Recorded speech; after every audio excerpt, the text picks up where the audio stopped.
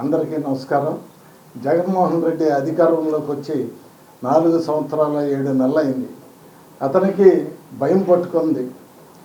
ఎందుకంటే గత జరిగినటువంటి ఎమ్మెల్సీ ఎలక్షన్లో 3 ఎమ్మెల్సీ స్థానాలకి పోటీ చేసి ఘోరంగా విఫలమైనటువంటి సంగతి మనందరికీ తెలుసు. 108 నియోజకవర్గాలకు సంబంధించినటువంటి ఎమ్మెల్సీ ఎన్నికల్లో జగన్మోహన్ రెడ్డికి బుద్ధి చెప్పినటువంటి పరిస్థితులు మనం చూసాం.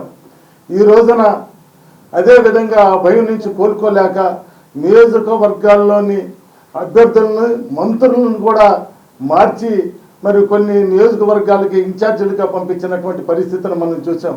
కేవలం జగన్మోహన్ రెడ్డి తన యొక్క భయాన్ని తేట తెల్లంగా కనిపిస్తూ ఉంది. ఎన్ని నియోజకవర్గాలు మార్చినా 178 నియోజకవర్గాల్లో కూడా క్యాండిడేట్లను మార్చినా ఓటమి తప్పదని చెప్పి కూడా ఈ సందర్భంగా తెలియజేస్తూ ఉన్నాను. జగన్మోహన్ రెడ్డికి ప్రజలు ఎప్పుడు సాగనంపుతావా? ఎందుకంటే ఆయన అధికారంలోకి వచ్చినప్పటి నుంచి కూడా ఏ వ్యవస్థలను కానీ ఏ ఒక్కరిని కూడా ఒక ప్రజాస్వామ్యాన్ని కూనీ చేసే విధంగా వ్యవహరించాడే తప్పితే ఏ ఒక్కరు కూడా ఆయన యొక్క పరిపాలన కూడా నచ్చనటువంటి పరిస్థితి. ఇటువంటి ముఖ్యమంత్రిని స్వాతంత్రం వచ్చి దాదాపుగా 75 సంవత్సరాలైంది.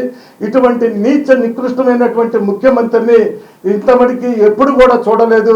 175 నియోజకవర్గాల్లో ఇన్ని ఇన్ఛార్జీలను మార్చినా ఏమి చేసినా కూడా జగన్మోహన్ రెడ్డి అధికారంలోకి వచ్చేటువంటి పరిస్థితి లేదు.